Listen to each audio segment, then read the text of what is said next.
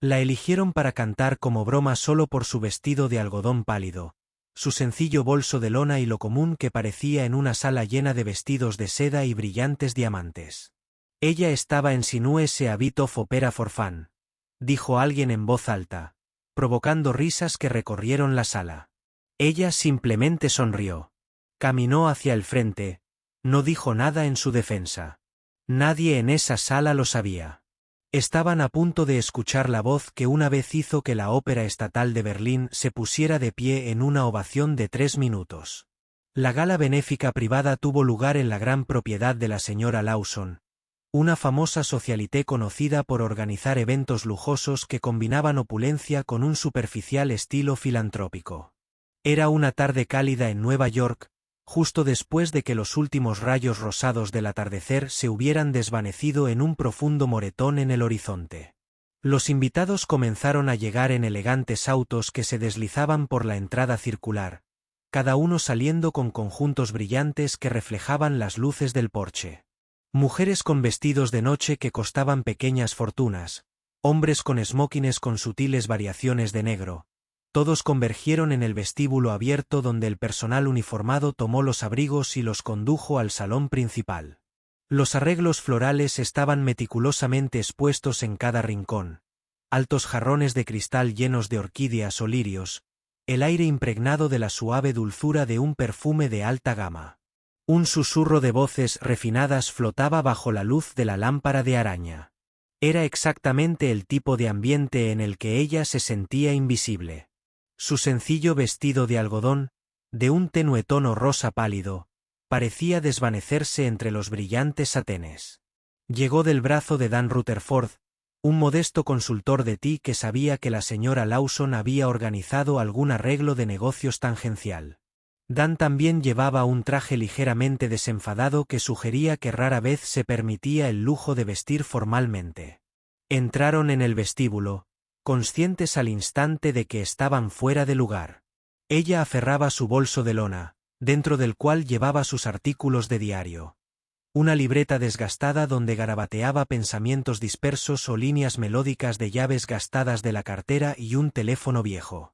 El portero se detuvo a mirarlos, pero no dijo nada, evidentemente decidiendo que debían tener alguna razón para estar en la lista de invitados.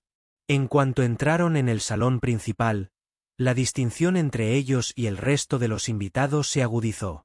Al menos 100 personas se mezclaban bebiendo champán en copas altas, picoteando canapés dispuestos en bandejas de plata. Señoritas.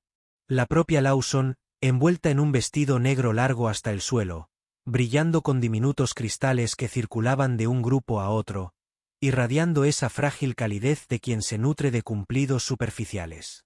Una suave música clásica emanaba de un pequeño conjunto cerca del escenario, donde un piano de cola yacía inactivo, presumiblemente esperando el espectáculo de la noche. En rincones discretos, la gente susurraba ofertas o presumía de sus propiedades de verano en Italia. Ella observaba la escena con actitud indecisa. Había transitado por la alta sociedad, aunque nadie allí lo sospechaba.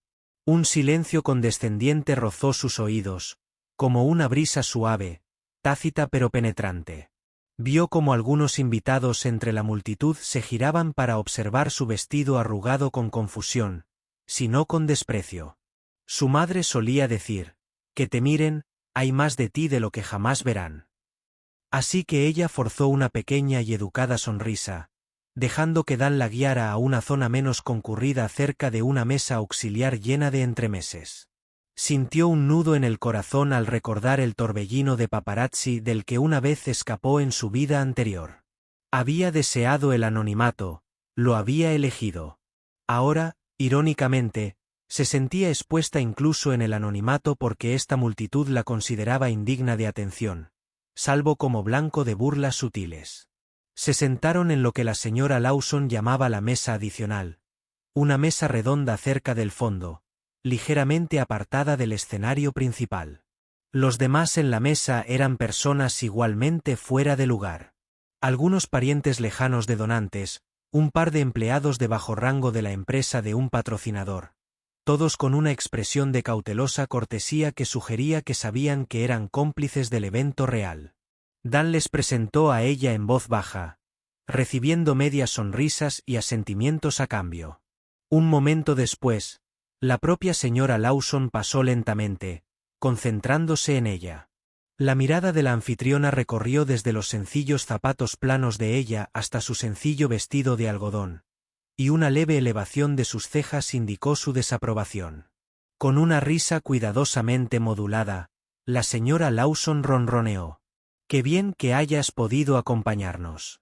Ese vestido es refrescante.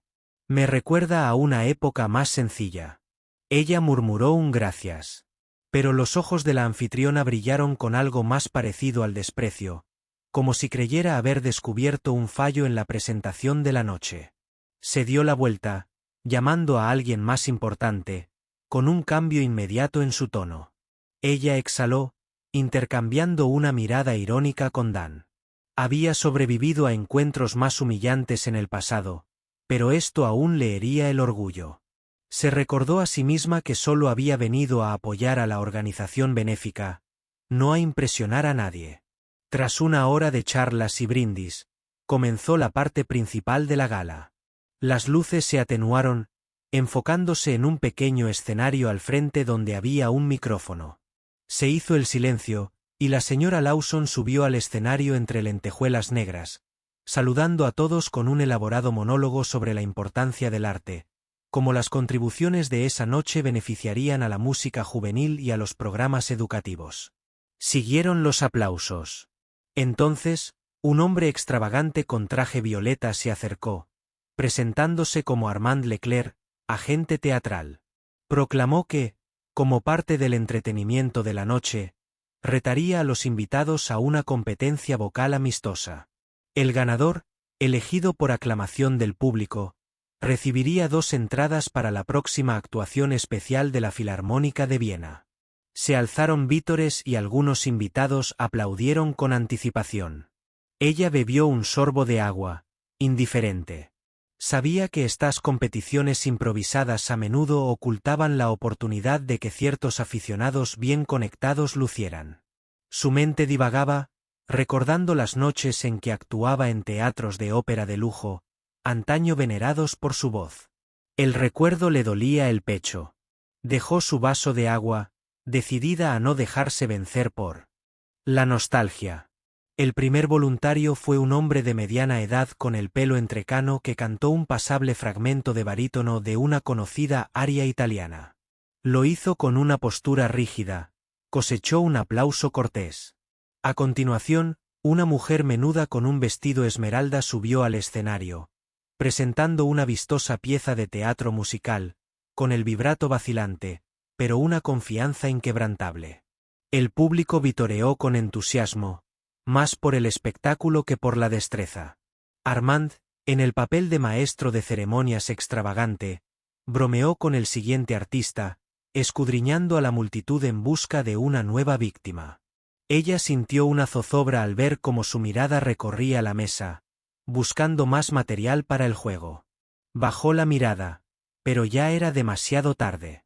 Él vio su vestido de algodón, reconoció el potencial desenlace cómico. Señaló en su dirección, alzando la voz. Era ella. Allí. ¿Por qué no te unes a nosotros para un poco de ópera? Veamos qué tal te va. Aplausos y risas recorrieron las filas. La gente se giró para mirar, algunos sonriendo con suficiencia, otros susurrando. El silencio traía ese trasfondo de burla. Una oleada de calidez inundó las mejillas de ella. Sintió a Dan tensarse a su lado, a punto de protestar. Pero ella le apretó suavemente el brazo, indicándole que no interviniera. Recordó aquella vieja promesa de nunca dejar que el desprecio la definiera. Debía afrontarlas, aunque eso significara tragarse su comodidad. Se detuvo, deslizando cuidadosamente su bolso del hombro, dejándolo junto a su asiento. El silencio se hizo más denso mientras caminaba hacia el escenario, ese silencio, mezclado con la expectación del público por un desastre cómico. Las luces del techo proyectaban un brillo poco favorecedor sobre ella, haciendo más visibles las arrugas de su vestido. La gente susurraba: «Mira ese algodón». «¿Habla en serio? Madre mía, esto va a ser doloroso». Armand la saludó con una amplia sonrisa, dejando que el micrófono captara su tono condescendiente. Entonces, ella, ¿tienes experiencia cantando ópera o es solo por diversión? Porque nos encanta un espíritu audaz. El público rió entre dientes. Ella ofreció una pequeña sonrisa cortés, sin poner excusas. La señora Terry, una de las autoproclamadas aficionadas al arte de la gala, saludó desde la segunda fila. «Cariño, si quieres demostrar tu habilidad, escuchemos algo desafiante, tal vez de la flauta mágica». «¿Conoces el aria de la Reina de la Noche? Es bastante exigente, pero a todos nos encanta un buen espectáculo». Las risas se reanudaron, contando chistes sobre notas altas. Ella inhaló lentamente. Esa aria de Olerach era notoriamente difícil. Requería dominio de los saltos de coloratura hasta los fas agudos. Reconoció la prueba que querían que reprobara. Consideró negarse, pero en el fondo reconoció una oportunidad. Se giró hacia el acompañante, que estaba cerca de un piano, y le preguntó en voz baja si tenía la partitura. Él parpadeó sorprendido, rebuscó entre un montón y asintió. La multitud se agitó, intercambiando sonrisas burlonas. Algunos susurraron: «Nunca llegará a la mitad. Apuesto mi anillo». Se acercó al piano y ajustó la banqueta un poquito. Ese solo gesto hizo que el acompañante enarcara las cejas. Solo un músico experimentado haría eso con tanta precisión. Ella apoyó una mano ligeramente en el borde del piano. El silencio se intensificó, y asintió al pianista. La introducción dio inicio a esos acordes intensos y algo irregulares. Sintió que se le aceleraba el pulso, recordando cada nota de memoria. Entonces separó los labios y dejó que comenzara el aria. Desde la primera frase, la multitud notó que algo fallaba, en lugar de un sonido vacilante o chirriante. Su voz brotó brillante, cristalina, moldeada por una técnica de práctica que se elevaba a cada compás. 10 segundos de risa se apagaron en un instante. El silencio se tornó reverencial. Sus altos staccatos danzaron con claridad. Sus coloraturas se deslizaron con una fluidez espontánea. Cada nota se clavaba en el aire como una joya reluciente. Su postura se mantuvo controlada, su rostro sereno. La dificultad de la pieza, la ligereza del corazón, los saltos, el tempo acelerado que, en un registro agudo extremo, normalmente pondría a prueba incluso a sopranos experimentadas. Pero lo ejecutó con una facilidad cautivadora. La furia melódica de Der Oye Rache surgió imparable. Algunos espectadores dejaron escapar una exclamación de asombro. La señora Lawson, anfitriona de la velada, dejó caer su copa de champán, haciéndose añicos a sus pies. La señora Terry, que había retado a ella a elegir esta aria, se recostó en su asiento, con los ojos muy abiertos y lágrimas cubiertas de rímel asomando por las comisuras. Un hombre cerca del fondo susurró: «Esto no puede ser real», con pura incredulidad. A medida que ella se acercaba a las últimas pasadas de coloratura, toda la sala parecía contener la respiración. Clavó cada nota, incluso esos temidos fas agudos, con una precisión inquebrantable. La pianista, aunque experta, apenas pudo seguirle el ritmo. Entonces, el aria terminó con un floreo de brillante staccato, y ella dejó que la última nota se prolongara, dejando que la quietud lloviera un instante antes de volver a sumirse en el silencio. Los aplausos rugieron como un verdadero trueno de manos. Algunos se pusieron de pie de un salto. El silencio burlón dio paso a una exultación atónita. La gente miraba fijamente como si presenciara un fantasma, un espectro imposible de talento. Ella inclinó la cabeza ligeramente en señal de reconocimiento y luego se apartó del foco. La señora Terry tenía una mano presionada contra el pecho, con los ojos húmedos de asombro. Armand Leclerc. El extravagante agente tartamudeó. Eso fue lo más. Dios mío. El silencio se convirtió en susurros frenéticos, mientras los invitados se daban cuenta de que acababan de escuchar una actuación de primera clase de alguien a quien habían ridiculizado momentos antes. Algunos murmuraban que era la mejor reina de la noche que habían escuchado fuera de un escenario profesional. Otros intentaban recordar si la habían visto en alguna producción oficial. Fue entonces cuando una voz desde el borde del público declaró: «Un momento». Era ella Williams. Ganó el primer premio en el concurso de ópera de Berlín el año pasado. El orador era un columnista de arte mayor, que se levantó a medias de su asiento, entrecerrando los ojos para confirmar. Sí, reconocería ese timbre en cualquier lugar. ¿Por qué está aquí de incógnito? Una oleada de entusiasmo estalló entre la gente, llena de preguntas. Lawson, desesperado por salvar las apariencias, se acercó tartamudeando. ¡Ay! No teníamos ni idea. Si lo hubiéramos sabido, te habríamos ofrecido un lugar privilegiado en el programa. Disculpas por la presentación tan tonta. Pero un violinista mayor que estaba cerca interrumpió. La despreciaron. Todos lo hicieron. Y aún así cantó. El silencio regresó, denso por la contrición. La multitud se apartó para dejar pasar a ella. No sintió la necesidad de detenerse, consciente de que de repente querían proclamarla como estrella. Encontró a Dan en la esquina, cuyo rostro brillaba de asombro. Le dedicó una pequeña sonrisa de alivio. En ese instante, le llovieron ofertas. Varios empresarios querían contratarla para giras. Un mecenas adinerado le ofreció financiar un álbum personal. Un afamado director de orquesta le rogó que se uniera a su próxima producción. Actuaron como si fuera un diamante codiciado descubierto en un rincón polvoriento. Ella les dio las gracias con dulzura, pero su postura y su mirada indicaban que no estaba interesada. El público intentó darle tarjetas de visita, pero ella las rechazó con educada calma, repitiendo que no volvería al circuito profesional. La confusión regresó. Se extendió entre quienes creían que nadie desperdiciaría semejante oportunidad. Pero ella tenía sus razones. Recuerdos de desamor relacionados con la muerte de su madre y cómo el estrellato eclipsó su vida personal. Había jurado no dejar que el escenario la definiera nunca más.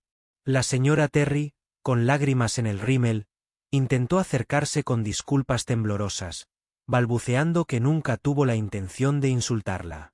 Ella asintió en silencio, no con crueldad, pero claramente sin interés en hablar del tema. El silencio de la multitud se hizo más denso en cada invitado, inseguro de cómo proceder. Toda la dinámica había dado un vuelco.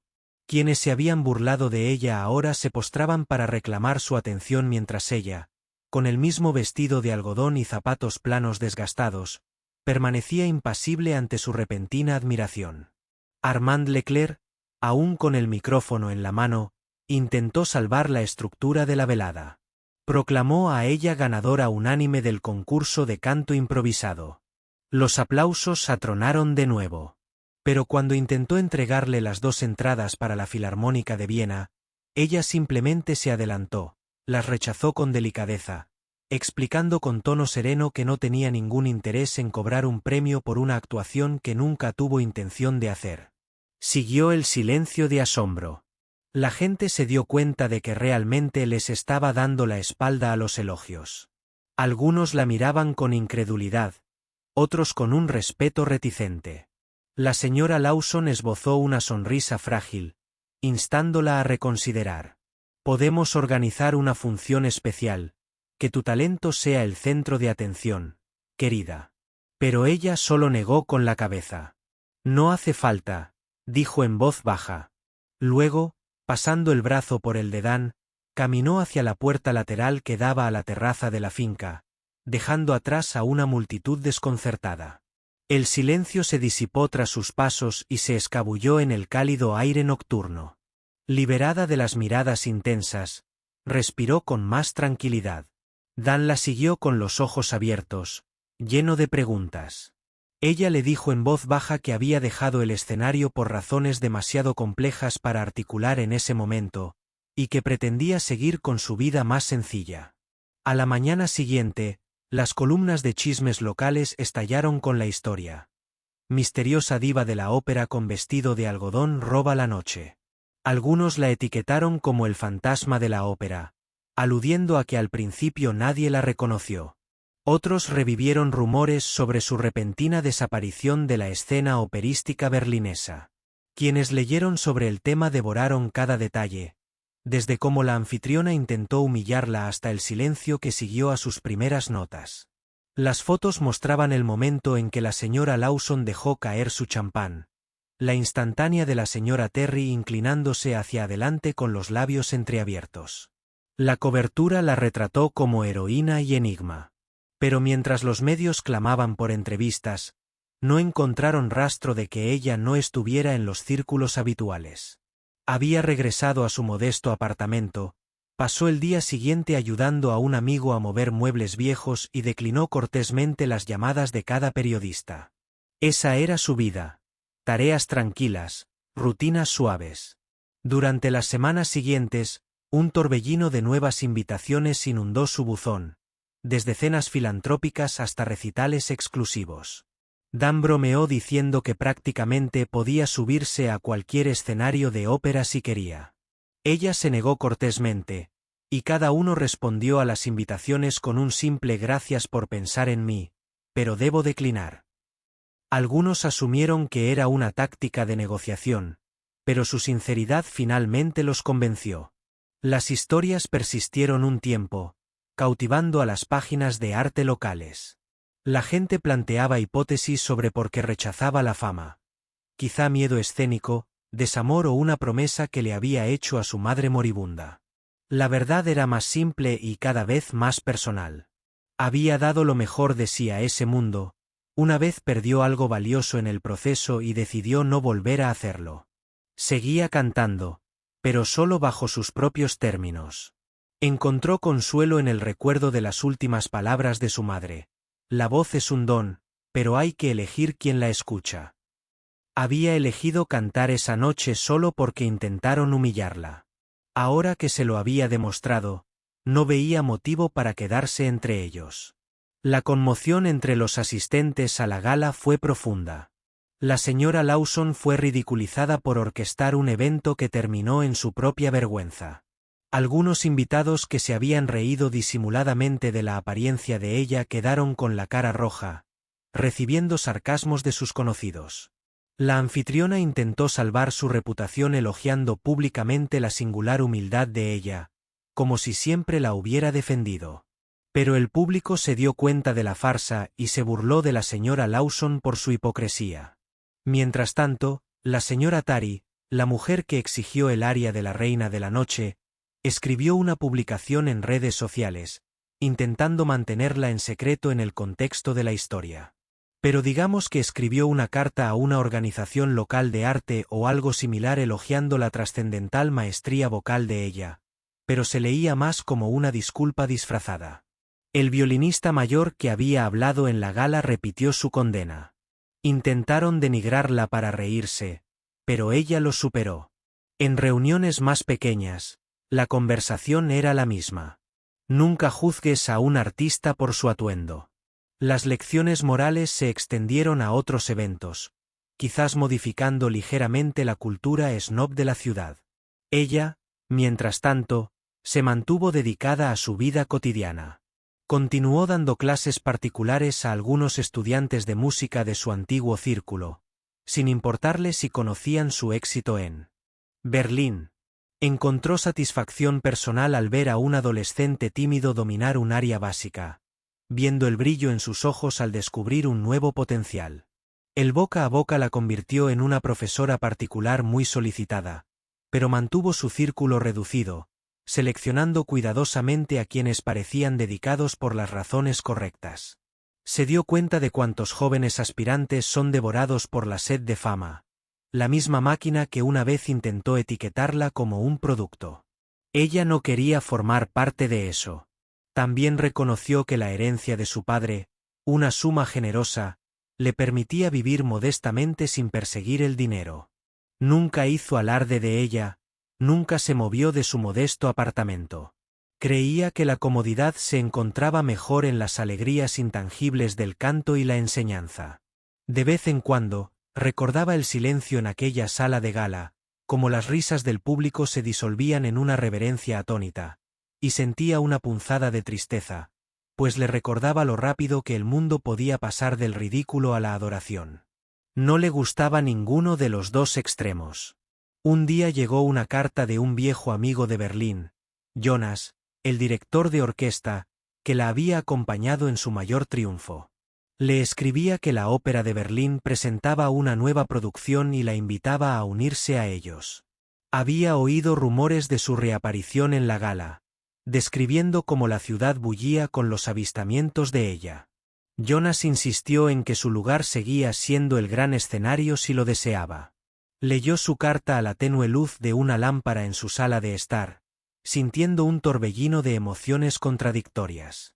Imaginó la grandeza de aquel famoso escenario en el silencio de miles de espectadores. Recordó cómo los aplausos la animaron tras el fallecimiento de su madre, pero también cómo cada actuación desenterró recuerdos dolorosos. Al final, escribió una breve respuesta, agradeciéndole la invitación, pero declinándola, explicando vagamente que había encontrado un nuevo camino. Cerró el sobre, sintiendo el escozor de las lágrimas, y lo envió al día siguiente. Mientras tanto, el círculo de conocidos de Dan cambió su opinión sobre ella. Las mismas personas que los habían descartado como una pareja olvidable en la mesa de invitados ahora intentaban invitarlos a cenar, con la esperanza de volver a oírla cantar. Ella evadía cortésmente estas invitaciones, centrándose en las relaciones reales de su vida, como un viejo vecino que necesitaba ayuda con la compra o un mentor de la generación de su padre. Reconocía lo efímera que podía ser la aceptación social. Mientras Dan a veces expresaba su frustración por perderse posibles alianzas o ventajas, ella le recordaba con delicadeza que nunca querría conexiones basadas en halagos superficiales. Había aprendido que vivir con sencillez podía costarle algunas ventajas mundanas, pero también la protegía de las concesiones morales que tanto temía. Otra noche, una periodista en ciernes la acorraló después de una de sus clases privadas en la sala de recreo de una iglesia local, buscando una entrevista exclusiva sobre la mujer que causó sensación en la gala. Ella se negó cortésmente a participar, alegando que no tenía nada que aportar más allá de la música. La periodista intentó presionarla, alegando que el público quería su historia, porque se fue de Berlín, cómo se sentía con esa humillante situación, cómo la superó. Ella solo repitió que la noche hablaba por sí sola, que no tenía ningún interés en alimentar más especulaciones. La periodista finalmente se fue murmurando sobre oportunidades desperdiciadas. Ella dejó escapar un suspiro, sintiendo una punzada de arrepentimiento por la crudeza, pero se recordó a sí misma que el ansia del público por detalles sensacionalistas a menudo eclipsaba la verdad. Su padre solía decir, «Tu historia es tuya para contarla o no». Ella se aferró a ese principio. Los estudiantes a los que guió prosperaron. Les organizó recitales modestos en centros comunitarios, animándolos a cantar con el corazón abierto, libres de las ataduras del elitismo. La noticia de estos recitales se extendió entre las familias locales con hijos que aspiraban a carreras musicales. Algunos mecenas adinerados intentaron colarse, con la esperanza de convertirlos en escaparates, pero los bloquearon con elegancia, asegurándose de que los eventos permanecieran en el recuerdo de los estudiantes. Ella creía que si tan solo una fracción de ellos aprendiera de ella que cantar era expresión, no vanidad, la siguiente generación podría librarse de la crueldad que ella había padecido. Encontraba una silenciosa alegría al ver florecer a niños tímidos y al escuchar una voz antaño tímida resonar con sorprendente seguridad. También descubrió que sus propios recuerdos del estrellato se volvían menos dolorosos, reemplazados por la gratitud por las alegrías más sencillas de guiar a otros. Con el tiempo, los chismes de la alta sociedad sobre ella se desvanecieron. Uno o dos escándalos más eclipsaron su historia. La corta capacidad de atención de la ciudad pasó a otro tema, pero un grupo de amantes de la música aún murmuraba sobre la angelical soprano del vestido de algodón, especulando si podría aparecer en algún micrófono abierto clandestino o en la boda de algún amigo. De vez en cuando, surgían rumores. Alguien afirmó haberla visto en un pequeño bar de jazz o haberla oído tararear una canción de cuna en un café de la esquina. Todos los rumores eran mitad verdad, mitad exageración. De vez en cuando participaba en pequeñas sesiones de improvisación, pero rara vez actuaba. Se había convertido en una leyenda urbana, la voz brillante que rechazaba los aplausos. Algunos lo encontraban romántico, otros lo consideraban un desperdicio. Sin embargo, ella vivía libre de las cargas del escenario. Cultivaba un pequeño jardín en su apartamento, las jardineras de las ventanas, cultivaba hierbas aromáticas, cocinaba comidas sencillas con Dan, y una vez al mes, ofrecía una pequeña cena para sus alumnos y amigos cercanos. Esa normalidad la conectaba con los pies en la tierra. Entonces llegó el día en que la señora Lawson, la anfitriona de la gala, escribió una sentida carta de disculpas haciendo referencia a la humillación sufrida en su evento. La invitó a otra función próximamente, prometiendo destacarla como la atracción principal. Escribió sobre cómo el fiasco le había enseñado humildad, cómo lamentaba cualquier desaire y que quería hacer penitencia apoyando a los jóvenes artistas. La carta olía a estrategia de relaciones públicas, pero quizá contenía una pizca de sinceridad. Ella la leyó varias veces, recordando el brillo en los ojos de la señora Lawson cuando menospreció su vestido de algodón. Decidió no responder. El silencio era una respuesta en sí mismo. Se negó a convertirse en un trofeo en el siguiente espectáculo social de la señora Lawson. Cuanto mayor se hacía, más contenta encontraba a ella en una vida alejada de las luces brillantes que una vez tuvo. Aceptó un pequeño puesto administrativo en la escuela de arte local, irónicamente similar al tipo de trabajo que había tenido originalmente en el juzgado, pero esta vez en un entorno de apoyo. Hacía malabarismos con tareas como programar recitales, organizar las salas de ensayo y enviar correos electrónicos a los padres sobre los próximos conciertos. Los estudiantes a veces la reconocían por los borrosos vídeos de YouTube de actuaciones en Berlín, grabaciones granuladas que algún fan había publicado años atrás. Se acercaban a ella temblando de emoción, pero ella los acallaba con dulzura, recordándoles que cualquier grandeza que ella tuviera también estaba a su alcance, que no debían verla como una estrella inaccesible. Quería que fueran más valientes que ella, sin miedo a las cargas del escenario. El personal de la escuela de arte llegó a apreciar su presencia serena, la forma en que nunca presumía de las amables correcciones que ofrecía a los jóvenes cantantes.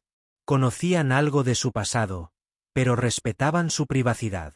De vez en cuando, una cadena de televisión o un periódico local intentaba publicar un reportaje sobre dónde está ahora. Ella esquivaba sus peticiones. No por amargura, sino porque creía sinceramente que el verdadero don de su voz era algo efímero que compartía en pequeños rincones.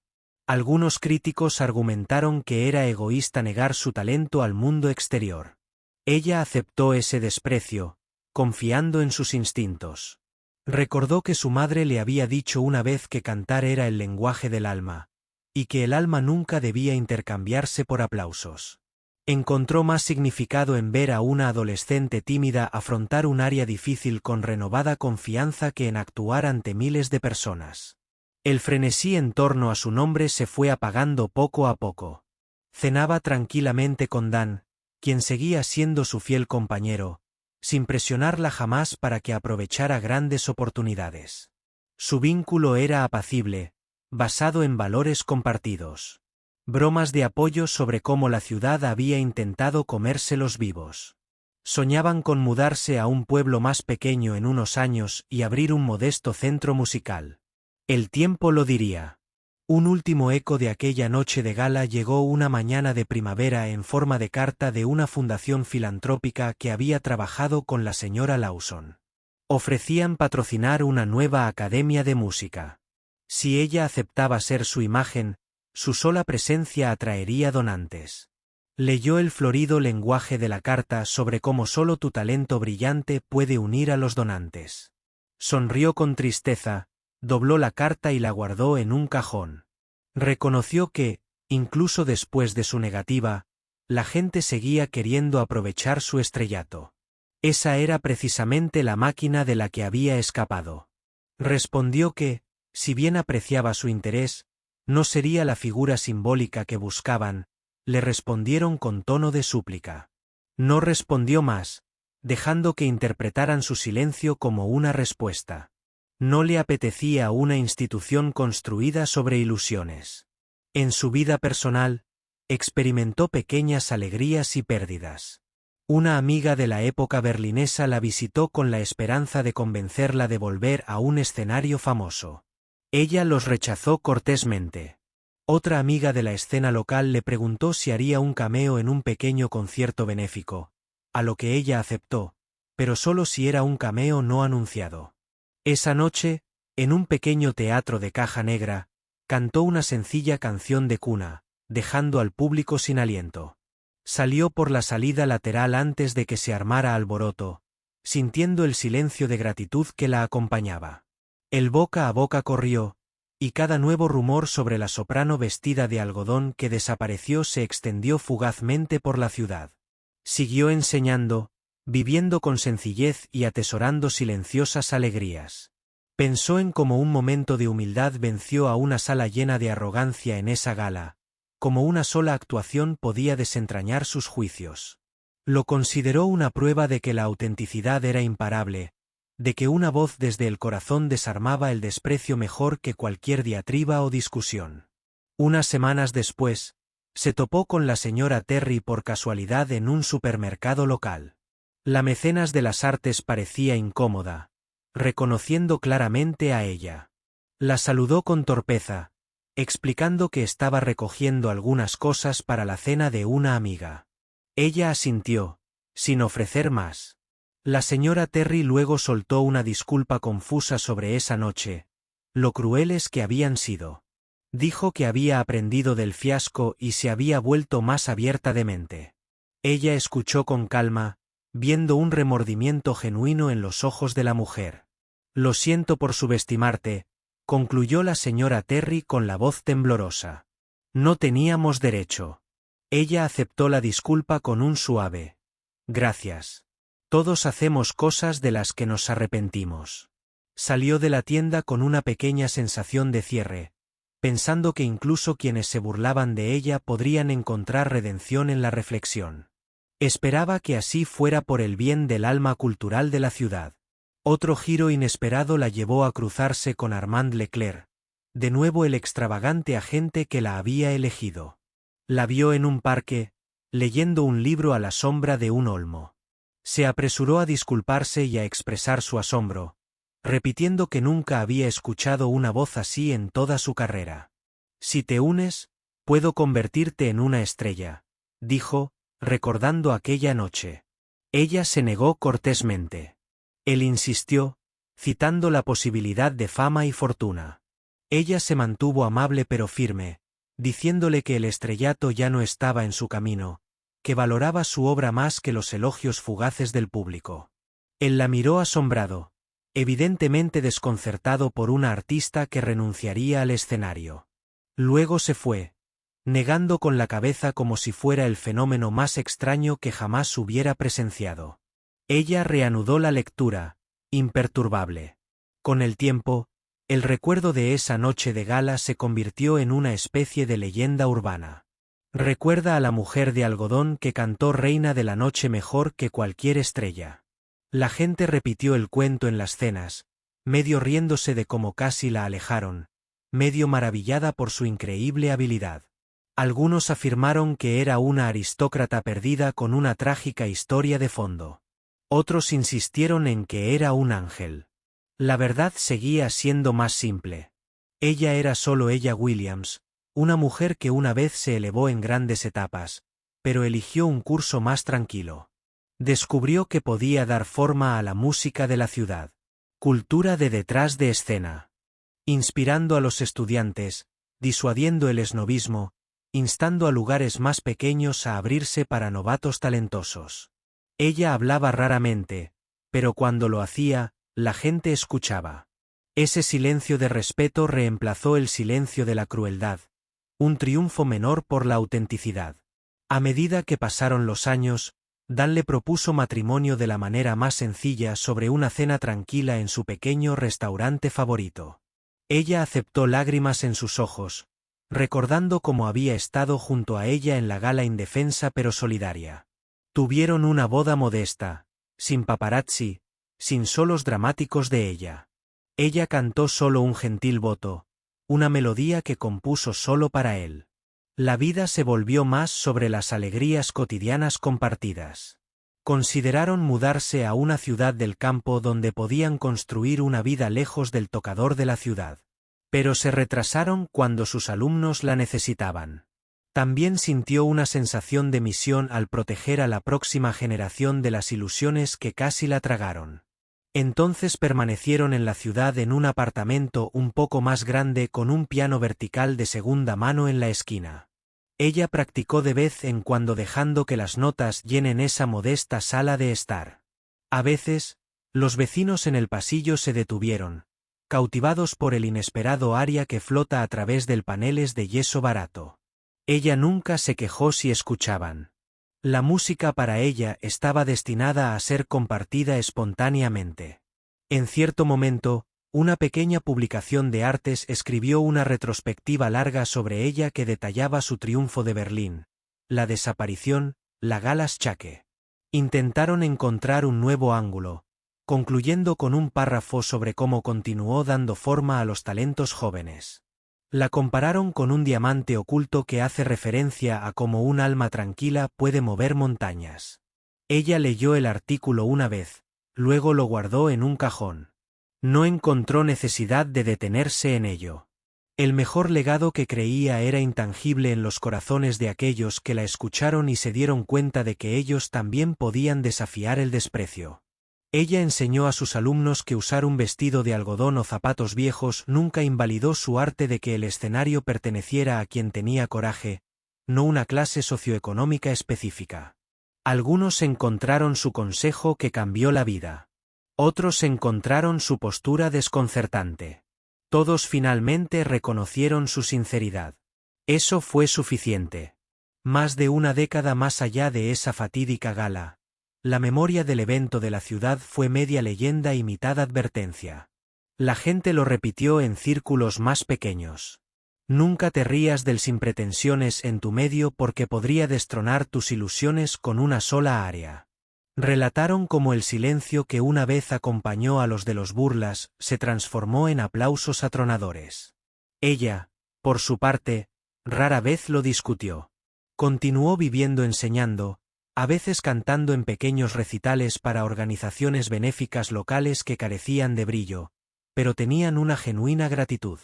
Las lecciones de su padre guiaron su amabilidad diaria sobre la vanidad, la sinceridad sobre el espectáculo. Y así, al final, ella nunca necesitó la etapa cubierta de diamantes o el elogio de miles. Encontró satisfacción en cada nota que compartió y la voz de cada niño que nutrió. La ciudad que una vez sonrió a su vestido de algodón ahora veneró su memoria como un fenómeno tranquilo que redefinió la grandeza sin fanfarria. Si alguna vez te habías reído antes, tuviste la oportunidad de hablar, esta historia fue escrita para ti. Algunas voces no necesitan micrófonos. Algunas verdades no necesitan permiso. Si ella se quedó contigo como esta historia, compártala con alguien que sepa exactamente lo que se siente al ser subestimado.